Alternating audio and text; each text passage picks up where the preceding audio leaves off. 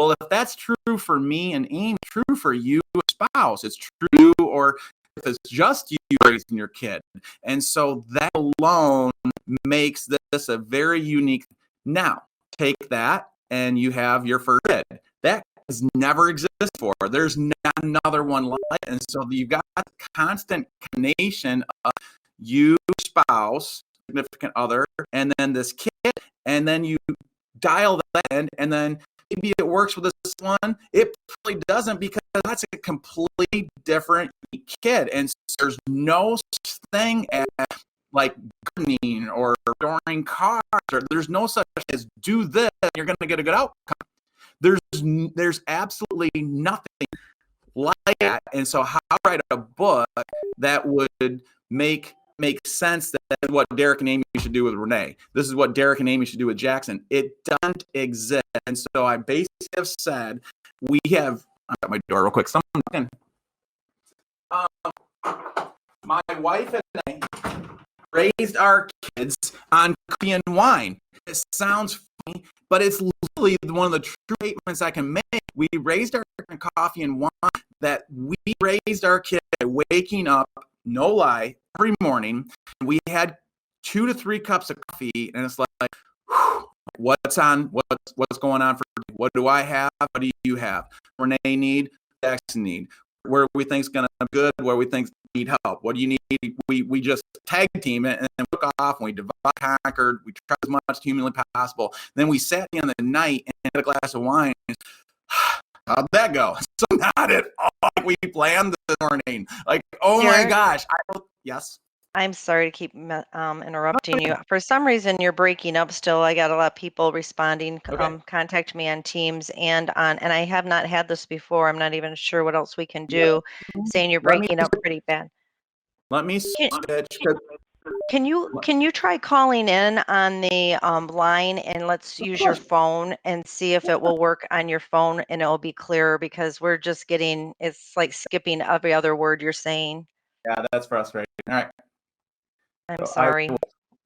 No, you're fine. So do you see the phone link at the top where you can call in and see if that works better if you're on your phone talking, and then mute this? Yeah. And mute your sound. Sorry, everyone, for this inconvenience. We will see for an hour without. If our speaker can call in and get a better connection. For some reason today, we're not having much luck at that. So I'm using 1-0-874-6300. I'm using that phone right now. Okay. Yeah, you should come in on your phone, and hopefully you'll be much clearer. We have a lot of people in the chat saying it, and then on Teams saying it. So let's see what happens then. 7225716.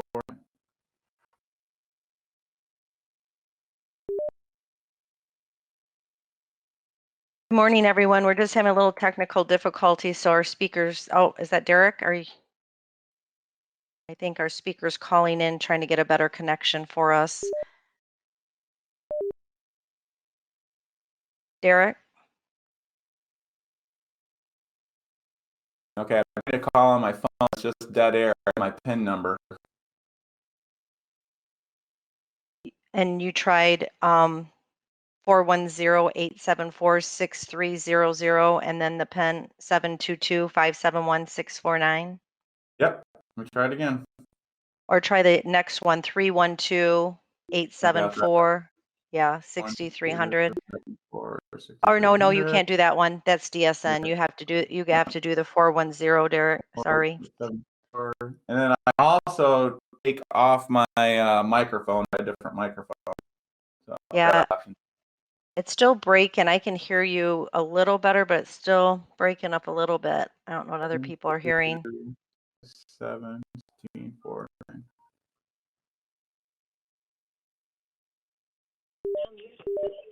People okay, can you hear me?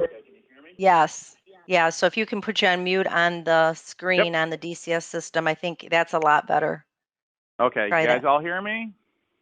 Perfect now. Smiley face. Perfect? Okay.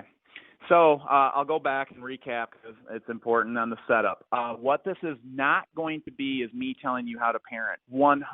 If anyone ever tells you how to parent, close your ears. That's not the person you need to be talking to.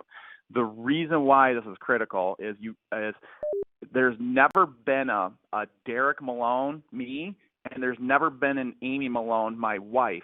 And the two people coming together, that's never happened before. And our first daughter, Renee Malone, she's 22 years old, she's never existed before. And the art of figuring my relationship out and how Amy and I are going to tag team this thing is an art, and it's a skill, and it's something that you have to work at. And figuring out Renee is an art, and it's a skill. And literally the second you find it, she switches and she changes, and she's going into kindergarten, and then she switches and she changes and she goes into fifth grade. She switches and she changes and she goes into ninth grade. She switches and she changes and she goes into whatever life's calling her. And all that same skill set that Amy and I developed, it does not work with my son, who's an entirely different human being with this incredibly engineer mind. And it's like, oh my gosh, we need to talk about what we need to do with Renee, and we need to talk about what we need to do with Jackson. And every morning we would have cups of coffee and we would discuss that. And we would sit down after doing the whole thing and we would have wine and we would laugh like, oh my gosh, I can't believe that worked. I can't believe that didn't work. I can't believe this. And what do we need to do? And then we'd wake up in the morning, we'd have coffee, and we'd do the same thing all over again. So knowing that it took this much time, effort, energy, and we still never knew if we were doing it right. We hoped that we were doing it right, and we were asking all the right questions. So just imagine if someone came in like, oh, you're having a problem? Well, this is what you should do. It's like, I wish it was that easy. Are you kidding me? Do you really have an opinion right now about what we should do?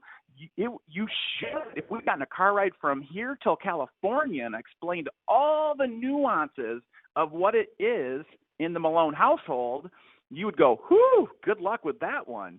So the more you know, the less opinionated you should be. So when you have someone that gives you an opinion with knowing nothing, just laugh and walk away because they don't know what they're talking about and they're immature. So I'm telling you all that to say, I'm not going to tell you how to parent because that would be ridiculous. And I think when people see parenting things, they're like, I don't want to be told what to do. I am not going to tell you what to do. So it is not me telling you how to parent. It was hard enough doing it on mine. I'm surely not going to enter your life and tell you what you should do. Okay, so if that's the case, then there are some things that I feel very passionately that I can tell you about. And that's what we're going to kind of discuss today is what can you do without me telling you how to do it. Now, what I liken that to is tools. All right, so if you take an artist and give them a tool like a chainsaw, okay, people can do amazing things with that, but there's still certain ways that you should maintain and take care of that chainsaw, but I'm not going to tell you what to do with a chainsaw. And so what you're looking for is more tools in your toolbox, all right? So a screwdriver is great, but it doesn't substitute for a hammer. And a hammer is great, but it doesn't substitute for a wrench. And a wrench is great, but it doesn't substitute for a saw. And a saw is great, but a table saw is even better. And so you look and you go, as a parent, how many tools do I have in my toolbox? And maybe I'm not wrong because I know every parent, especially if you're logging in here, you're trying hard. I'm not going to tell you to try harder. You're giving it a ton of effort, and I'm not going to say give it more effort. I'm saying maybe you're using the wrong tool. And so if I can be allowed into your life and for you to say, all right, I've got tools and they're working to a degree, what are some more tools? And then also some tools work great and then they don't work for a season, but hang on because they'll work again in another season. And what I mean by that is there is this amazing difference between birth to kindergarten, kindergarten to fifth grade to ninth grade, 10th grade to 12th grade, 12th grade to about mid-20s, and then 20s on. And you'll find as parents, you've got a natural sweet spot. Like I wasn't very good when they were little, but holy cow, when we became adults, I'm killing it. And then there was, it's all over the board. Sometimes you just have a sweet spot, but that doesn't mean that you just go through the non-sweet spot and just argue and fight. You just don't have a tool. And so what I want to do is I have about 10 tools that I speak over and over and over and over and over again to parents, not telling you how to apply them, but saying this tool is real, this tool exists, apply it however you see fit, and I guarantee you'll see a change in your relationship, okay? Relationship with your spouse, relationship with your kids, relationship with your parents, relationship with your grandparents, and they apply to all facets of life. But this is just, we're talking about parenting. So I'm going to give you 3 tools, and then at the end of the first tool, I'm going to just say, hey, any quick questions? Pop it in. I probably won't get to all of them, but I'll grab a couple good questions and I'll answer them. Then we'll move to tool 2. Does that sound good?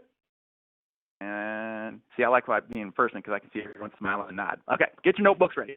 Okay, the first tool that you need to know is, do we have PowerPoint? Oh, that's me. Look at that. I never wear a suit. Okay.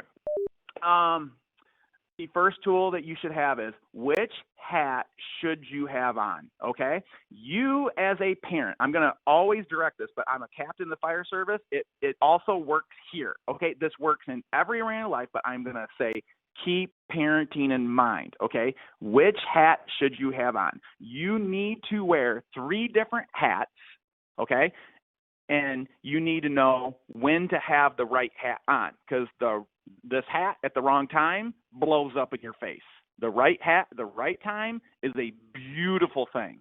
And so you need to know what these 3 hats are, and you need to know when you have on the right hat at the right time. And when things are blowing up in your face, do you have the wrong hat on at the wrong time? Okay, so the first hat, coach, okay? If your kid does not know how to tie their shoes, and there's nothing in them that knows how to tie their shoes, you need to have on the hat of coach. They don't know how to do it.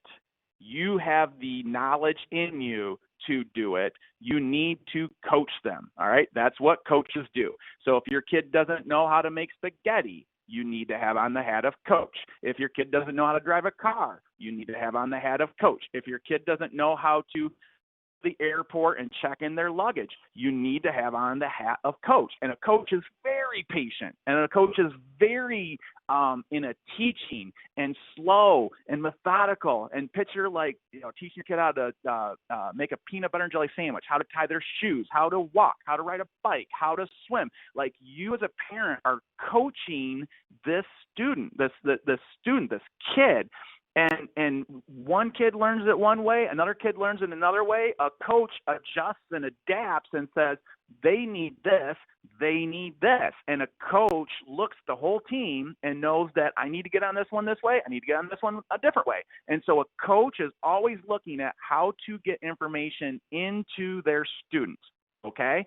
And so that is huge. So the hat of coach is primarily what you have on in the early years of your kid's life, okay? And it's there, and it works, and they love it when you're paying attention. They love the quality time, and they love it all because it's not in them, and now it's in them, and that's your role, okay?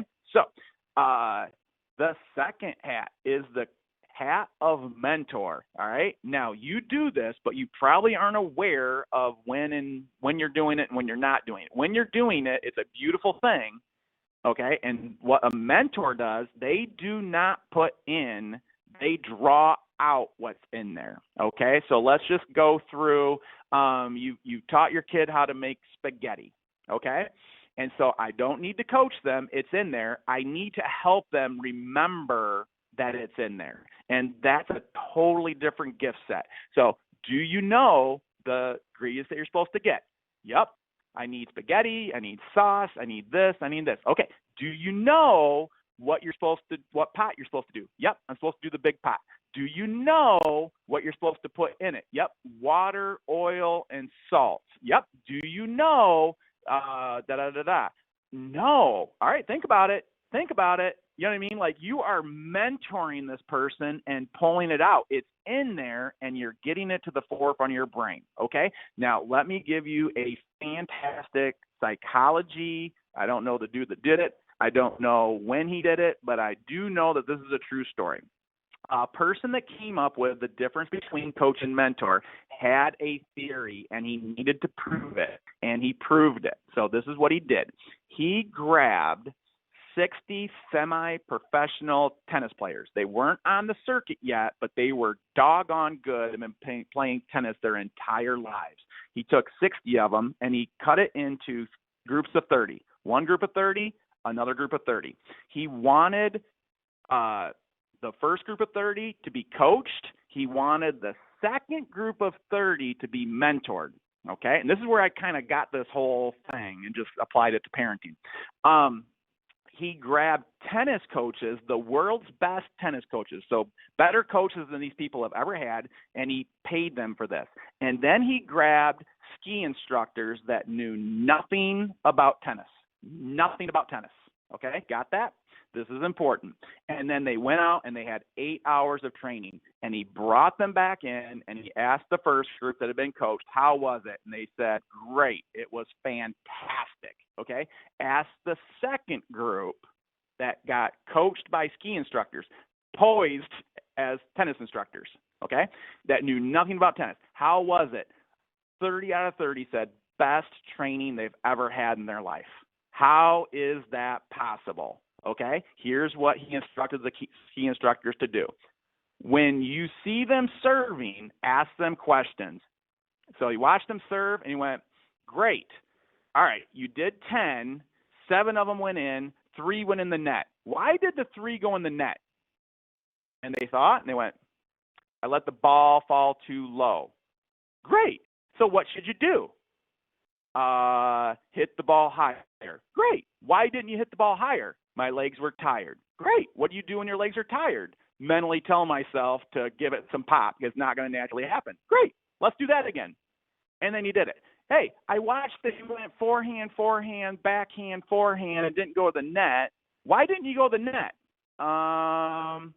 Well, all my shots were too short. Is that what you wanted to do? No. What did you want to do? I wanted to go to the net. Why didn't you go to the net? Because all my shots were too short. So what do you need to do? Make my shots longer. You see, they have all the information in their noodle. They have all the information in their soul. They have all the information. They just don't have someone that's bringing it to their mind. And so when he brought him back in, he told him, you see that mentor is astronomically more effective if the information's already in. So if you have your student and you're frustrating the snot out of them, it's because you're coaching them, and that's not the design. They don't need to be told what to do. We've already done that. They need to be reminded by making them critically think, by bringing information to the forefront of the brain, and scientists and neurologists and all that can explain it, that what mentoring does is brings it to their head, and it's astronomically more effective, and it makes that person actually happy that someone did it for them. So if you're coaching in a time when you should be mentoring, you're frustrating them. So it's not effort, it's just the wrong tool. Okay, that mentor is really what needs to be done from 5th grade to 9th grade. So you still do have to coach. I mean, all 3 of these are necessary at all times. But if I was weighing the amount of time that you've got the certain hat on, I would see that, wow, they're not that young anymore. Your hat coach needs to go on the hook a little bit more, and we need to start utilizing the mentor hat over this next series. And parents that tend to mentor in the 5th, 6th, 7th tend to keep the relationship going that had built up until 4th grade. Okay, so now once you hit 9th, 10th, 11th, 12th, and beyond, we are primarily using the cheerleader hat. This one's very difficult for parents because they want to do the coach and mentor one. They don't want to do the cheerlead one, and that's fine. We've got to fight nature. I know you don't want to, but are we looking for what you want, or are we looking for results? So the cheerlead hat, let's just think real back to when we were all in school and we saw the cheerleaders out there on the football team. Do the cheerleaders coach?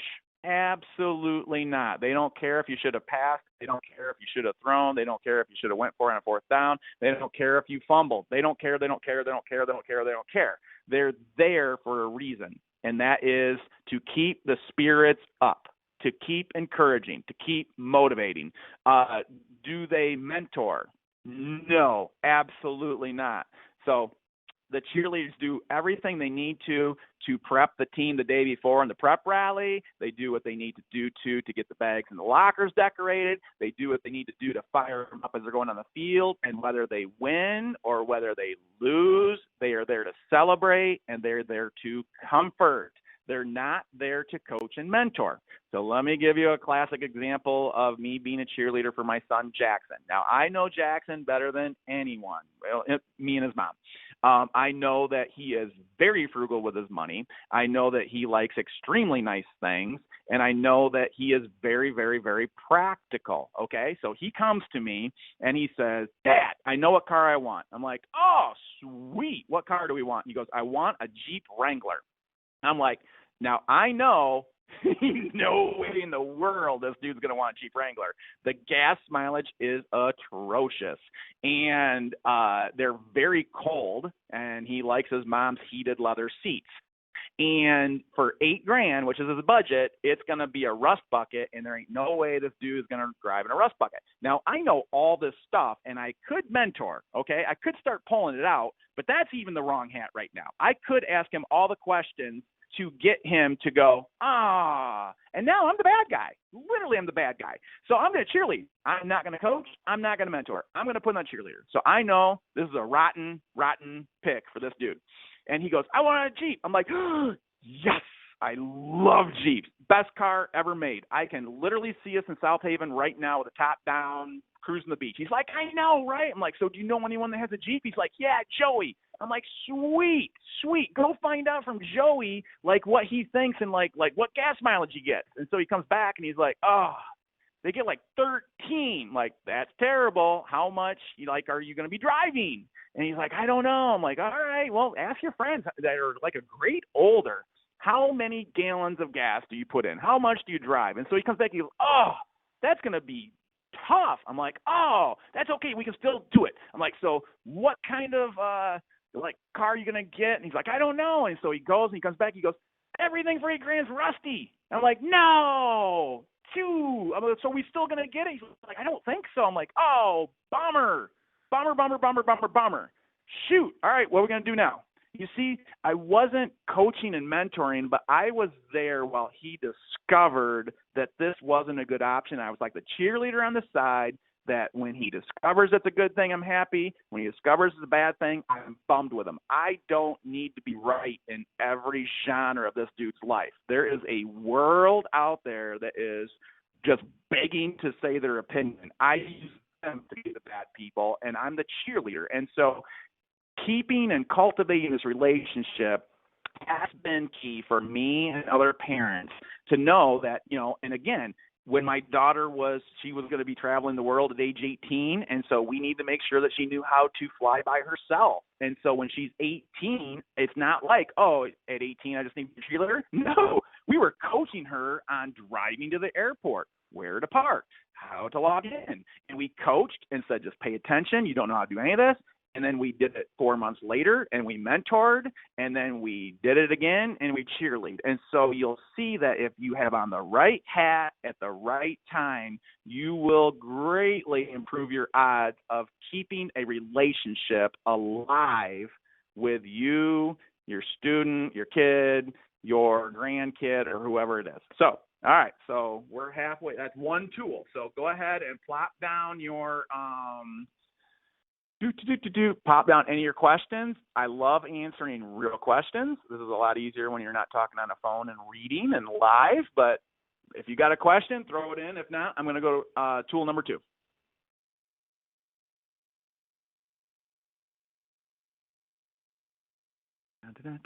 Oh, I see people typing. Great info. Good.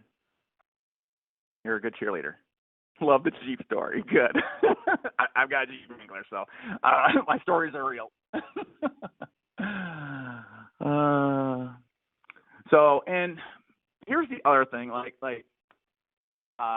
Again, I'm preaching the choir. You're logged on, but just pay attention to all the people that aren't. Okay? This is an intro into number 2. Because number 2 is totally different, but nobody that cares more about your kid than you. Nobody. No one's going to try this hard. It should be your primary thing. I talk to parents, I talk to firefighters, I talk all my friends, and I'm like, isn't it weird that you will research a car, a vacation, a place to live, a school, a recipe. I mean, all this time, effort, and energy on how to do something better that you don't know. I don't know where to go on vacation. I'm going to research. I don't know how to get the best cucumber. I'm going to research. I don't know how to sew. I'm going to research. I don't know how to hit not a slice. I'm going to research. And we're so much a researching society, it's sick. Why isn't anyone researching how to be a better parent? And that's just literally been a nagging question. Why isn't, like, you got all these financial planners and advisors, it's because they're help you do good with your money. It's not a sign of weakness to get a financial advisor. It's a sign of strength. Like, oh, so we're talking to a person at Edward Jones. Fantastic. You must be very disciplined with your money. At no point does someone go, loser, can't do it on your own. We are inundated with health coaches. I just left the Y Center this morning. There's all these health coaches and health programs and apps, and everyone's just saying, I don't know how to do it on my own. I need an app to show me how to get healthy. That's not a sign of weakness. It's a sign of discipline and strength, okay? It's a sign of discipline and strength. It's the exact opposite.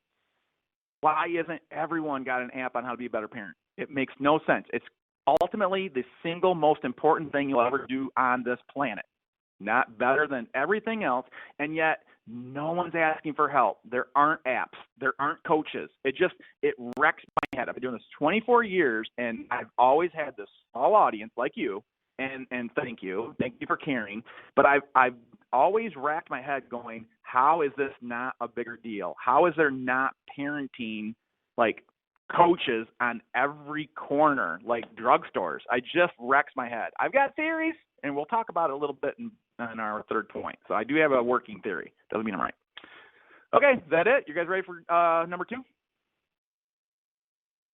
All right, here we go. All right, number 2. If you can move my slideshow PowerPoint, please, Bree. Come on, Bree.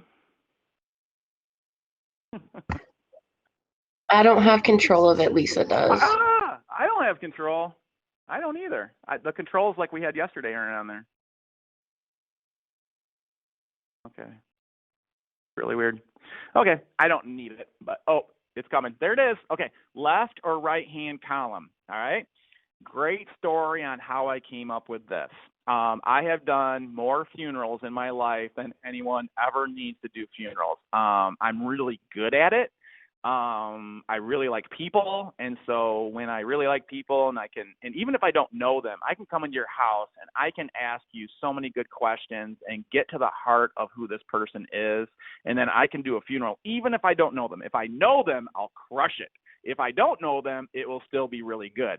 This model came out of this. It's something I just came into. So a good funeral has a few elements in it. Won't get into all of them, but I'll tell you 2 simple ones. One is I need to make you cry, and the other one is I need to make you laugh. And so when you're putting together a funeral or putting in a message, there needs to be crying and there needs to be laughing stories. Now, here's what I discovered. If you take the left-hand column, okay, and just put like a plus sign over it, and you take the right-hand column and put a negative, okay? So I will ask you questions. So let's just take your, like whoever it is that we're doing, and mind you, this came from a funeral, but this is 100% more applies to you and your student while they're alive, okay? Your student. I always say student, kid. In the plus column, I'm going to discover what made this person unique, what made this person wonderful, what made this person shine, what made this person get compliments, what made this person stand out, right? What made this person unique and wonderful and a ginormous benefit to society, okay? That's left-hand column.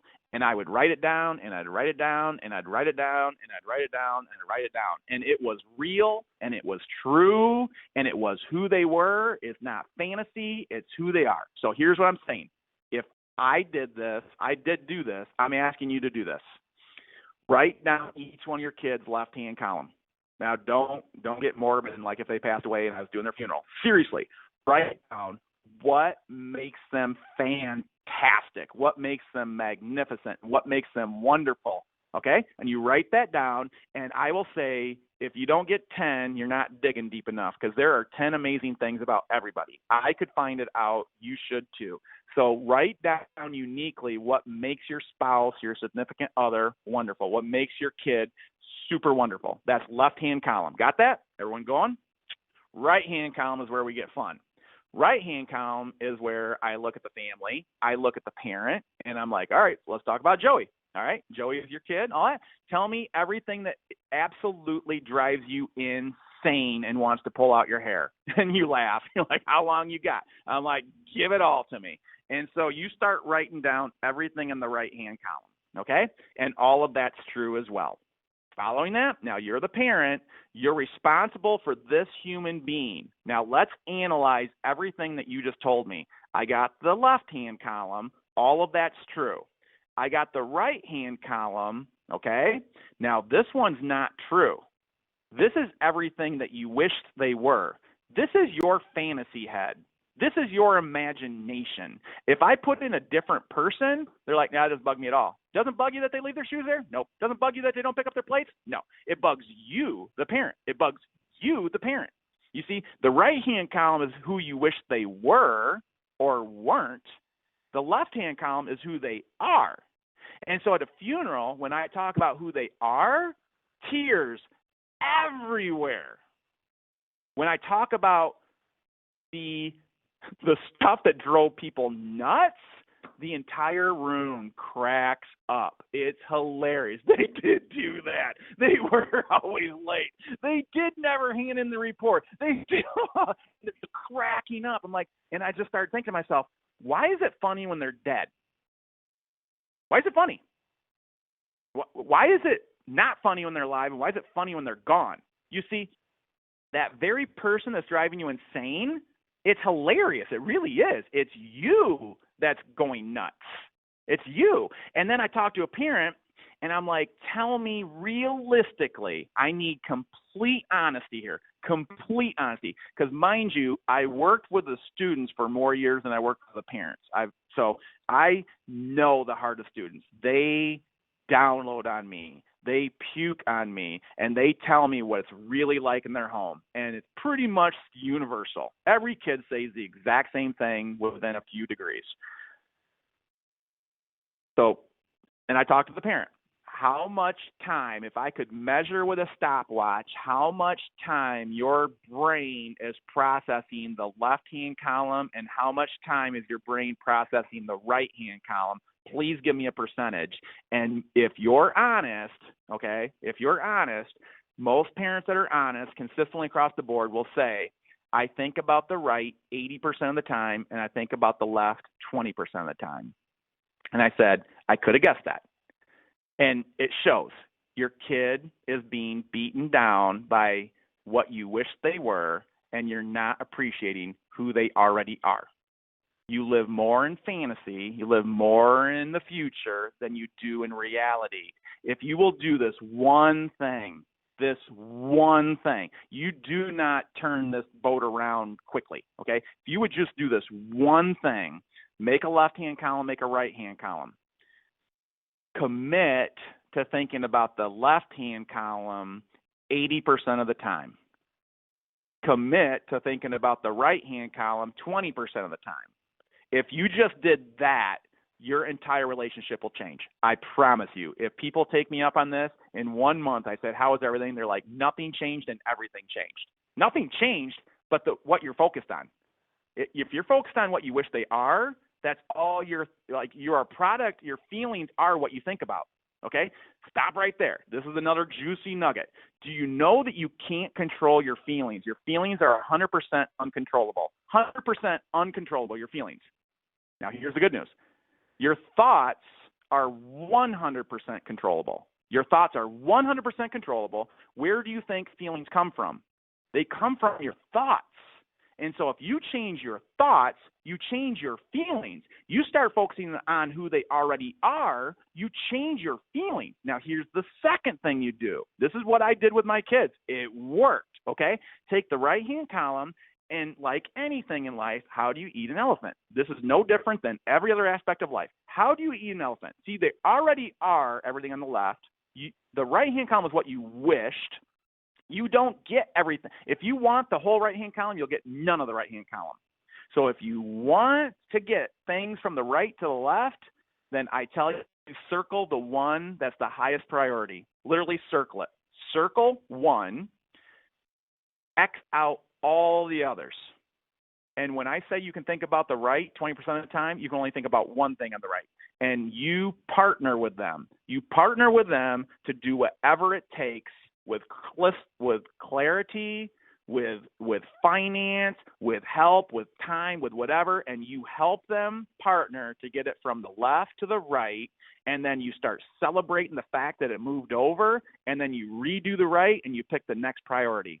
If you just do that one thing, you will change the entire dynamic of your relationship. If you do it with your spouse, if you do it with your boss, if you do it with your neighbor, if you do it with your own parents, if you do it with your kids, if you do it with your grandkids, divide who they are, left and right-hand column, start thinking more about who they are, stop thinking less about what you wish they were, eliminate most, pick one, and then literally everyone appreciates someone that adds value to their life. When your kids, it's called exasperation, when they don't feel exasperated, when they don't feel like you're just always in what you wish they are or aren't, and they start seeing that you're partnering with them to move a negative to a positive, they literally will like huge grow in trust and respect and admiration because you're adding value in your life. And here's the other thing. The world is not doing this, okay? You will stand out amongst everyone else. The reason why students love being around me, this is what I do. I apply this principle. I'm not magical. I'm just completely different than their teachers and coaches and all the other people in their life. So I'm saying, here's a tool. Just do this, and you will change the dynamics of your life. Okay? All right. Does this help with curbing sibling rivalry? Absolutely. I'm giving you some tools. I'm batting 1,000. If someone just wants to be a stink and not grow, there's nothing I can do.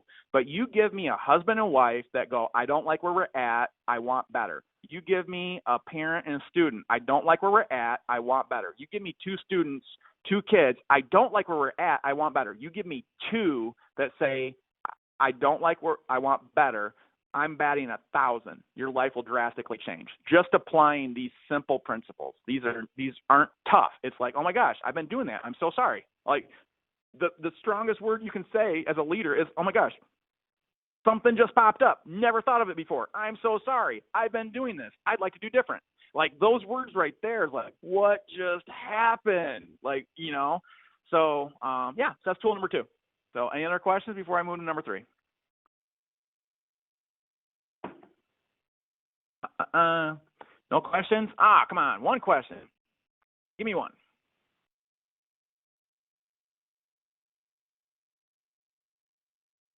Am I talking too fast? I started getting excited. All right. We're going to go to tool number 3. All right. This one is a game changer. All right. This will take a lifetime of understanding, and most people don't understand it. Most people don't like this word, but I'm telling you what, authority operates on this planet as strong as gravity. Okay? Doesn't matter what you think. We all stand on the top of the Federal Center, and half of us believe in gravity and half of us don't. It doesn't matter if we all step off. It just is. Authority is what it is, and there's no stopping it, okay? And I want to impress on you that you need to speak on authority correctly in your house in order for your students to understand your authority. You see, authority doesn't work 2 different ways. It doesn't. It works one way. And if you speak one way in your house, then that's the way it's going to operate in your house, and you're part of that because you are an authority. Okay, you guys ready for this? Put on your hat and go, all right, we're about ready to go somewhere I've probably never gone in my head. Take a deep breath because this is important. All right, it's hard to explain. It's super simple, but why it's hard to explain is it's going to wreck your head just a little bit. So bear with me, and you will appreciate this thing in the end. I promise. Okay, think about this. There's not a single place that I can step my foot where I am not under an authority, okay? If I'm on the road, I'm underneath the authority of MDOT, okay, Michigan Department of Transportation. If I'm in Target, I'm under the authority of Target, okay? The manager of Walmart cannot come over and tell me, you need to leave the store, sir. No, but the manager of Target can tell me, I need to leave the store, sir. Okay, I can't go into Chili's and have Applebee's come over and tell me what to do. They have no authority.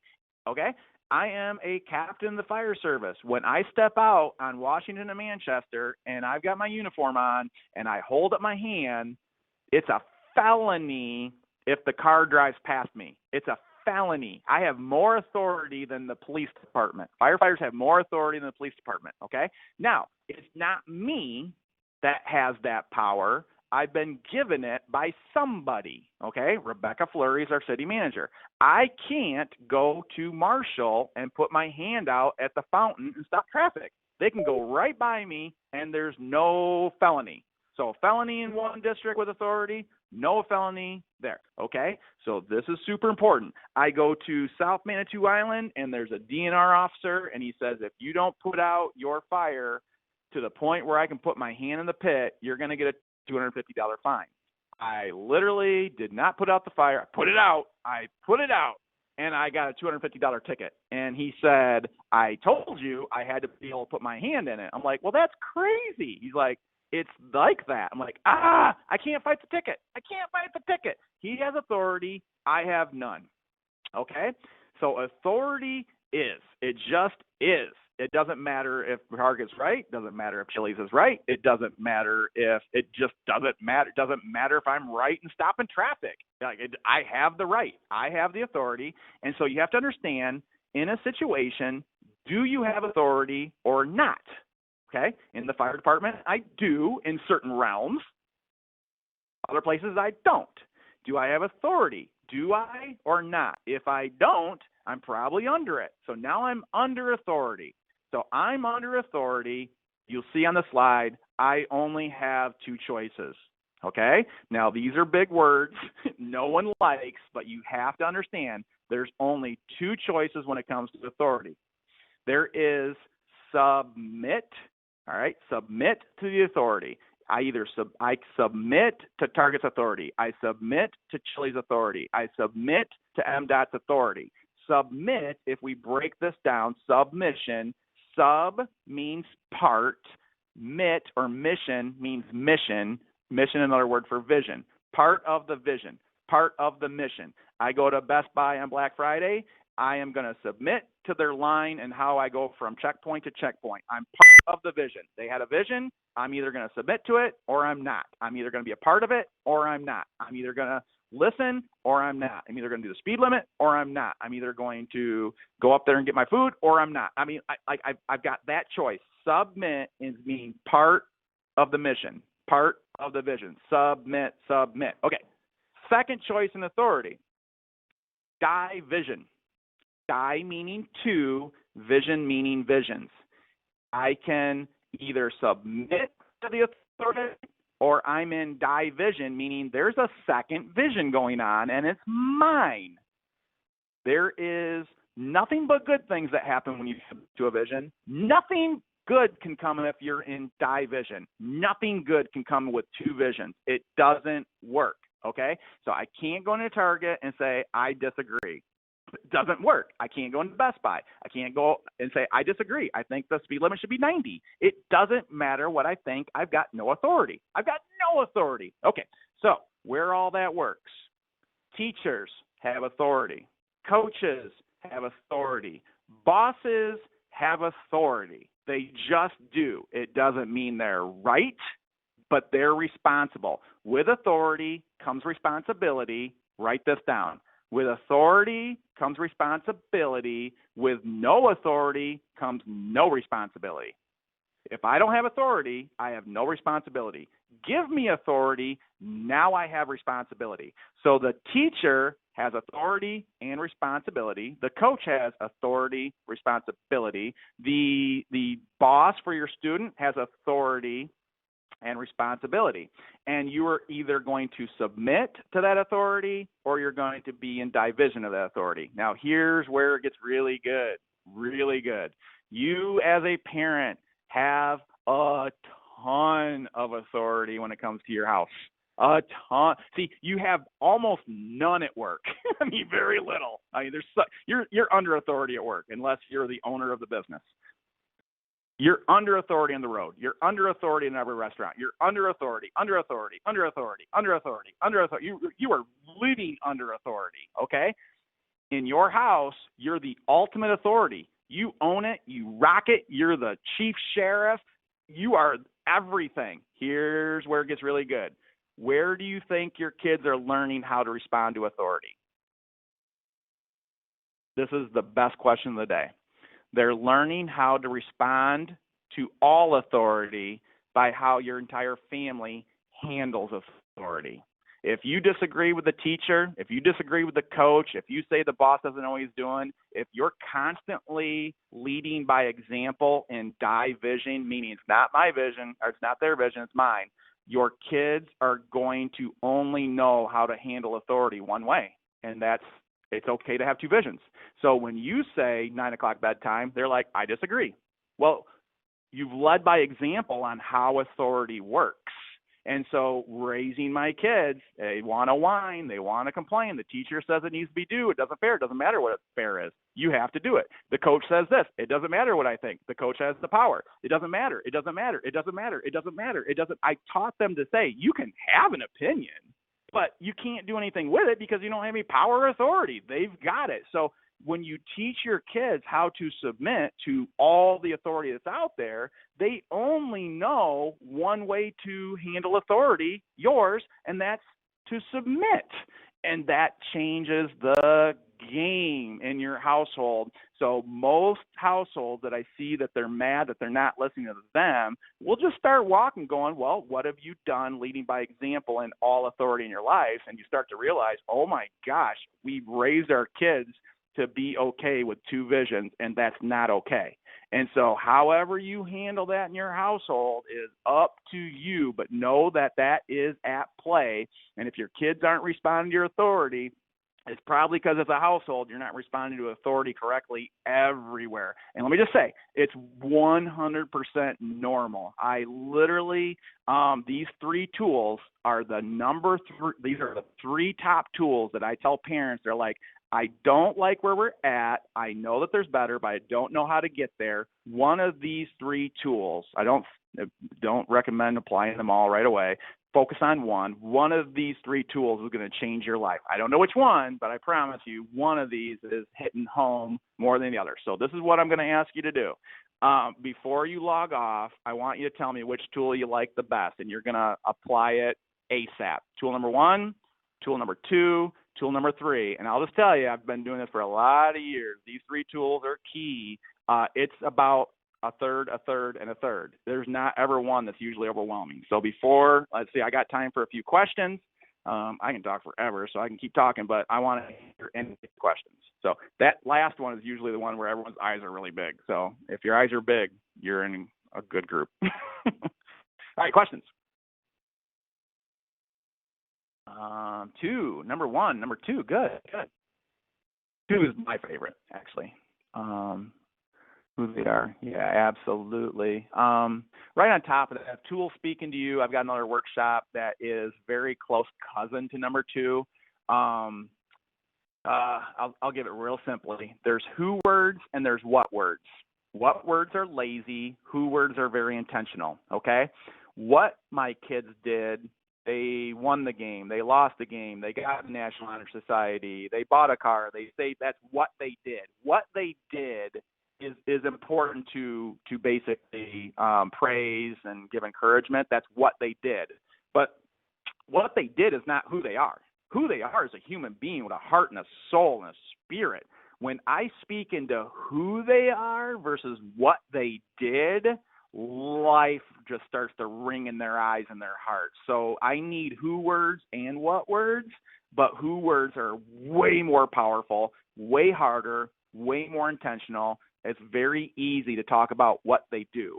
And why that's important is, let's just say what they did is, you're the best athlete, you're the best athlete, you're the best athlete, you're the best in band, you're the best in band, you're the best in band, you're the best in drama, you're the best in drama, you're the best in drama. Like, those are all great words, but that's what they're doing. Well, what happens when school ends and there's no drama? What happens when school ends and there's no sports? What happens when school ends and there's no band? Now all of a sudden it's like, oh my gosh, all my words came from what I did, not who I am.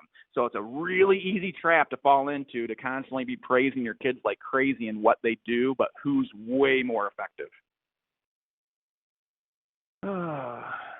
They are definitely I'm 48 years old and I still have a dad. I want my dad to handle all these tools with me correctly. And so there is no age at this. And especially as parents, no one's not a candidate to take the classes and workshops that I do, because the most influential people in my kid's life were the grandparents. You know what I mean? And even if you're picking up these things later in life, oh my gosh, my grandparents were huge in my life, and my parents were huge in my kid's life. And so there is no wrong age for these tools to be applied to a relationship.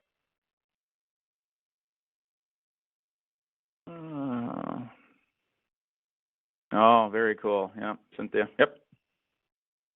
Brene Brown, one of the fantastic hot leaders right now. She's written a lot of good books, Dare to Lead. Everything I just told you is leadership. Leadership is influence, all right? You either have influence or you don't. If you have influence, then you're a good leader. Well, I shouldn't say that. But Brene Brown, who teaches leadership principles, basically says clear is kind. If things aren't clear, that's unkind. Clear is kind. The more clear you can be with a heart, and seeing why you need to get from A to B, or why you need to do certain things from A to B, it's like, oh, that makes sense. I said so, or I told you so, is an abuse of authority. And just picture, no one would want a boss like that. No one would want authority over them like that. And yet when you're at home and you are the authority, are you doing the thing that you love your boss to do or not? And doing it correct is definitely harder. It takes more time, it takes more patience, but the reward and payoff is ginormous, and so it's so worth it. Okay, tool to a question. I agree that respect for authority is important, but how can you instill that without influencing them to easily give into peer pressure or follow along with authority figures, requiring them to do something fantastic question. That's a loaded question. So yes. Not so much that. There is a difference. It's what is the teacher asking them to do. This is more in line with the teacher says the time is midnight. It doesn't matter what they think. The coach says you need to run 100 laps. It doesn't matter what they think.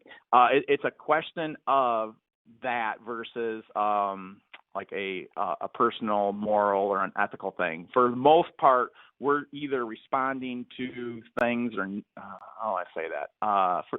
Yeah, I know where you're going with that, and that's a whole nother workshop. So fantastic question. Alice Hukin, Lisa, and Bree can all get you my contact. If you want to know more on that, I'd love to sit down and talk to you. This is a fantastic question. She is, Brene Brown? Yeah, she is. She's amazing. Yeah. So all of her books are good. So I was going to say one. I think Dare to Lead is probably one of my favorites.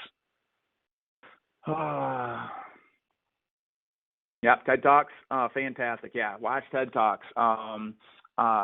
There's another workshop I do on the 6 facets of life, and box 5, which is the 5th of the 6 box, is personal development. Like personally develop. You guys are personally developing and parenting right now. Huge. TED Talks is a fantastic resource for personal development. Can we do another workshop on that? That's up to Lisa. Can you tell us about the different? I got a lot of workshops. So yeah, I probably have 30 to 40 to 50. So in along with being a pastor, I've owned a couple businesses. I'm a John Maxwell leadership coach. And so large places like the Federal Center, Stryker, Eaton, State Farm, bunch of banks, bunch of car dealerships, they basically tell me, this is the issue at hand. This is what we're struggling with. We don't know how to get over the hump. I take principles, and that's why I don't do PowerPoints and I don't do notes. The message I just gave you, I've never given. I've never given it like that. I basically asked Lisa, what is it that we're doing? She gave me a lot of freedom, but most of the time it's like, this is what we're struggling with. I do college teams, basketball teams, volleyball teams, swim teams. And I'm like, what are you struggling with? They're like, we can't get the team to this. I'm like, okay. Basically what's working are you're following leadership principles. Okay. So I will first tell you why you're working. If you tell me everything is good on your family, I'll tell you why it's good, because you're following basic leadership principles. You tell me why you're struggle busting, I ask some questions, you're breaking some principles. And if we stop breaking these principles, you'll start to see everything start to rise.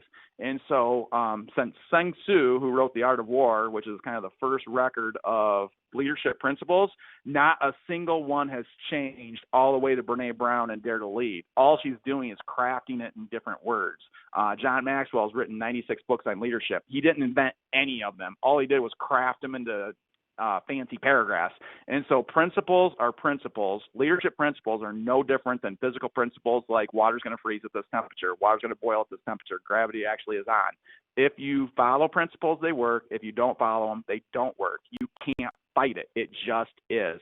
John Maxwell's #1 book, The 21 Irrefutable Laws of Leadership. There are 21 laws, and no one has refuted this book. There's 21 laws.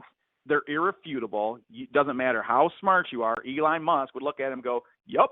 I mean, like, it doesn't matter what you think. You follow them, they work. You break them, they backfire on you. And all I see, show me a movie, I can tell you why you like it. Tell me why you didn't like that person. I can tell you the principles that they blew. You know what I mean? And so when things are working in your family, I can tell you why. When things aren't working, I can easily tell you why. Well, it's no different than a team. And so my workshops aren't necessarily cookie cutter. They are very much tell me what's going on, and then I'll put one together tailored for you. Okay, Derek, you rock. Amazing. Thank you. Heading to other training. Anyone want to reach out to me? Yes. So Alice Hukin, I have both of her kids in one of my groups. I talk to Alice every week. If you want anything, she's a fantastic resource, and she can get you connected to me. So yeah, our kids are amazing. Great presentation. Thank you. Have a good weekend. Different workshops. Where are you? Okay, Woodland Church. So corner of Helmer and Gethings, former First West. And I am not the youth pastor. I am over the entire family ministry, so I have 3 people that work in everything. I hired 3 amazing people, and I'm also in charge of global missions. So we go all over the world. So we'll be in Haiti, DC, and Detroit this year. So I do family and I do missions. And I still do stuff like this every once in a while. Someone asked me for a personal favor, and I said yes. So, Bob Parks and Alice, they're the ones that lined this up. And how do you tell Bob Parks and Alice? No. This is bloody brilliant. Are you British? So cool. I love that word. All right. Well, we have reached 12:30. So, Derek, thank you so much for joining us today. As people in the chat have said, this was such a good presentation. So many great tools were brought up today, and we really appreciate you being with us. You are so welcome. Like I said, people that log in are such unicorns in my life that I love every single one of you, because if I could talk to the masses on this, the world would change, but the masses don't want to hear it. You do. You're my heroes. So thank you for logging in. Keep pressing on. Keep just growing, and just keep trying, man. There's hope, and it's never too late. So keep doing it. All right, everyone else, thank you so much for joining us. This was recorded and will be on the MWR website. So thank you for being here, and have a great weekend.